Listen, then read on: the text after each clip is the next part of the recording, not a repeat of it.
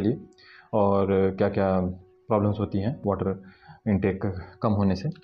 तो ओवरऑल यहाँ पे हम डिस्कस करेंगे हाइड्रेशन क्या होता है, पानी की क्या ज़रूरत है और पानी का बॉडी में ओवरऑल क्या यूज़ है। तो as we know 60 to 70% of our body is water.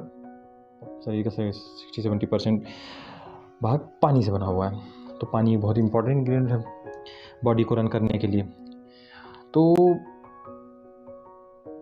पानी हर जगह होता है, हमारी ब्लड में, हमारे टिश्यूज़ में और हमारे स्पाइनल फ्लूइड्स में, हमारे जॉइंट फ्लूइड्स में। तो ये बहुत इंपॉर्टेंट जगह हैं और यहाँ पे हर चीज़ most of the ingredient of this things are water. ये पानी से ही बने होते हैं। तो अगर हमारा पानी का इंटेक कम होगा तो ये सारे पार्ट्स बॉडी के इफ़ेक्ट होते हैं और शॉर्ट टर्म में तो समझ में नहीं आता है, बट लॉन्ग टर्म में बहुत बैडली इफ़ेक्ट होते हैं। इसीलिए बहुत सारी प्रॉब्लम्स होती हैं। तो बेसिकली हम स्टार्ट करते हैं। बेसिकली सबसे पहले हम हवा से ऑक्सीजन लेते हैं, हमारे फूड से न्यूट्रिशन लेते हैं। तो ये सारी चीज़ें ब्लड में जाती हैं। ब्लड ही है जो कि ऑक्सीजन और न्यूट्रिशन को पूरे बॉडी में पहुंचाता है। तो ब्लड कैसे पूरी बॉडी में जाता है? हमारे ऑफकोर्स हमारे हार्ट के थ्रू। हमारा हार्ट पंप इन करता है, पंप आउट करता है। तो ऑक्सीजनेटेड ब्लड को पंप आउट करता है, डीऑक्सीजनेटेड ब्लड को वो पंप इन करता है। तो इसके थ्रू वो पूरे बॉडी में हमारे ब्लड का सर्कुलेशन बना रहता है। तो ये और वो ब्लड का ऑफकोर्स जो मेन जो ब्लड बनता है वो ऑफकोर्स पानी से बनता है। ब्लड का मेन पार्ट प्लाज्मा होता है और प्लाज्मा का 91% वाटर होता है। तो water is the main ingredient of the blood. So ये हो गया ट्रांसपोर्टेशन में क्या यूज़ है। उसके बाद हम कम्युनिकेशन, ये बहुत ही इंपॉर्टेंट पार्ट है इस वीडियो का। इसको थोड़ा सा अंडरस्टैंड करने की कोशिश कीजिएगा क्योंकि ये थोड़ा सा टेक्निकल है। तो कम्युनिकेशन कैसे हमारी बॉडी करती है? मसल्स के थ्रू। और मसल्स हमारी बॉडी में दो तरह के मसल्स होते हैं। एक होता है कि वॉलंटरी और एक इनवॉलंटरी। वॉलंटरी मीन्स हार्ट हो गया, वो हमारी कंट्रोल में नहीं है, वो ऑटोमेटिकली काम करता है। और हमारे जैसे कि पैर हो गए, ये हम चाहें तो रोक सकते हैं, हम चाहें तो आगे बढ़ा सकते हैं। तो ये वॉलंटरी हो गया। तो दो तरह के मसल्स हो गए। तो ये मसल्स काम कैसे करते हैं? ऑफकोर्स हमारी शरीर में मैकेनिज़्म है, बोन्स हैं, मसल्स हैं, लिगामेंट्स हैं और बोन्स जो हैं, दो बोन्स मसल्स के थ्रू जुड़ी होती हैं। और मसल्स कैसे कॉन्ट्रैक्ट होते हैं? मसल्स कॉन्ट्रैक्ट होते हैं न्यूरॉन्स के थ्रू। न्यूरॉन्स होते हैं हमारी बॉडी में। जब न्यूरॉन्स फायर होते हैं तो मसल्स कॉन्ट्रैक्ट होती हैं और फिर हमारी बॉडी मूव करती है। तो हमारी बॉडी के मूवमेंट में बहुत बड़ा रोल है इन न्यूरॉन्स का।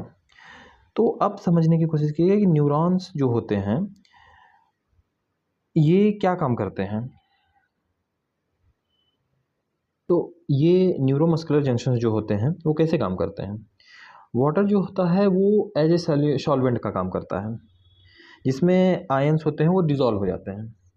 और आयंस किसके क्या होते हैं? कैल्शियम, पोटेशियम, मैग्नीशियम, ये आयंस होते हैं जो कि वाटर सॉल्यूशन का काम करता है और इसको डिज़ोल्व कर देता है। और ये पॉजिटिव आयंस होते हैं। तो यही पावर देते हैं सेल्स को मूव करने के लिए। पावर देते हैं ये सेल्स को मूव करने। तो जो ये सेल्स फ्लूइड में, तो सेल के फ्लूइड में सोडियम और पोटेशियम होता है। तो सोडियम और पोटेशियम क्या होता है कि एज वी नो कि जो हाई ग्रेडियंट होते हैं वो लो ग्रेडियंट की तरफ मूव करते हैं। तो जब ये सोडियम और पोटेशियम जब बॉडी में इनका सर्कुलेशन बना रहता है, रेगुलर सर्कुलेशन बना रहता है, तो जब ये in the cells and out the cells होते रहते हैं, तो जब इनका सर्कुलेशन, आयन एक्सचेंज रुक जाता है तो फिर बॉडी के सेल्स कॉन्ट्रैक्ट नहीं होते हैं और ये मूवमेंट में प्रॉब्लम करते हैं। और जैसे ही इनका सर्कुलेशन बना रहता है प्रॉपरली तो बॉडी के सेल्स स्क्वीज़ होते हैं, कॉन्ट्रैक्ट होते हैं और हमारी बॉडी ईजिली मूव करती है। तो आपने सुना होगा एक क्रैम्प आ जाना बॉडी में, कि क्रैम्प आ गया बॉडी में तो हम नमक डाल के या कुछ पानी में डाल करके पिलाते हैं। तो क्रैम्प कैसे आता है? जब यही आयंस, जब इन आयंस का सर्कुलेशन रुक जाता है, पानी की कमी हो गई है बॉडी में, तो इनका सर्कुलेशन रुक जाता है और ये कंसंट्रेट हो जाते हैं मसल के अंदर, सेल्स के अंदर कंसंट्रेट हो जाते हैं। तो फिर बॉडी इस वजह से ही बॉडी की मसल्स जो होते हैं वो मूव ही नहीं कर पाते, मूवमेंट नहीं हो पाता, तो उसको ही क्रैम्प बोलते हैं। तो ये इम्पोर्टेंस है बॉडी में वाटर का। एक तरह से ये लिक्विडेशन करती है बॉडी का पानी, कि हमारी बॉडी मूवमेंट में बनी रहे, मूवमेंट इसका प्रॉपर फंक्शनिंग होती रहे। तो नहीं तो फिर अगर क्रैम्प में मैंने जैसा कि बताया बॉडी एक स्टेट में रह जाती है। और किडनीज़ में इनका बहुत इंपॉर्टेंट रोल है। किडनीज़, जैसे कि किडनी 70 to 80% वाटर से होती है बनी हुई, तो उसमें हाइड्रेशन बहुत इंपॉर्टेंट है। 80% वाटर शुड बी। तो ये किडनी का वेट होना बहुत इंपॉर्टेंट है, और जिसमें कि 70 to 80% वाटर का ही रोल होता है।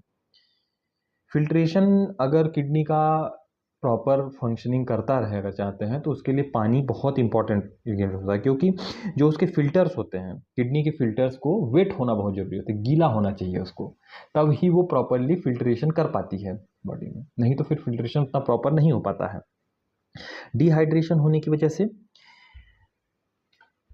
क्या होता है, और अगर पानी की कमी होती है तो फिल्ट्रेशन रिड्यूस हो जाता है, और फिल्ट्रेशन अगर रिड्यूस हो जाता है तो लीवर को ज़्यादा काम करना पड़ता है। जैसा कि आपको पता है कि लीवर के और भी बहुत सारे काम होते हैं, अगर वो ये करने लगेगा तो उसकी भी प्रॉपरली फंक्शनिंग को इफेक्ट होगा, और किडनी का तो हो ही रहा है। तो ओवरऑल कितने इंपॉर्टेंट पार्ट्स हैं हमारी बॉडी के ये, और ये इफेक्ट होते हैं बैडली इफेक्ट होते हैं ये। और ये हो गया किडनी का रोल, इफेक्ट ऑन किडनी।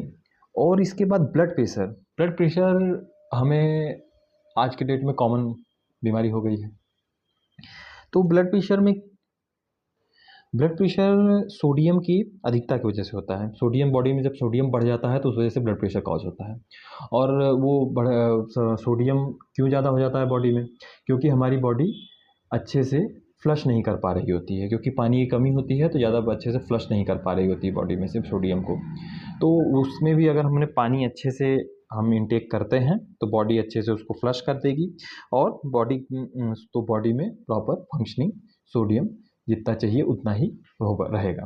तो अगर पानी हम नहीं पीते हैं तो इतनी सारी प्रॉब्लम्स होती हैं, blood pressure, kidney problems, cramp आना। तो ये सब चीज़ें बहुत बैडली इफ़ेक्ट करती हैं बॉडी को। इन इन प्रॉब्लम्स को हम सिंपली अवॉइड कर सकते हैं, सिर्फ़ और सिर्फ प्रॉपरली अपना हाइड्रेशन मेंटेन करके। तो एक एडल्ट को कितना पानी पीना चाहिए दिन भर में? एक एडल्ट को 2.5 लीटर से 3 लीटर तक के पानी मिनिमम, ये मिनिमम मैं बता रहा हूँ, ये मतलब मैक्सिमम नहीं है। अगर कोई एथलीट है, कोई बहुत बाहर आउटवर्क ज़्यादा करता है, तो उसके लिए 4-5 लीटर भी हो सकता है, और भी ज़्यादा हो सकता है, बट ये मिनिमम एक एडल्ट को पीना ही चाहिए 2.5 से 3 लीटर पानी। अगर नहीं पीते हैं तो बॉडी में देखिए बॉडी कैसे काम करती है। बॉडी को पता है कि क्या ज़्यादा इम्पॉर्टेंट है और क्या कम इम्पॉर्टेंट है।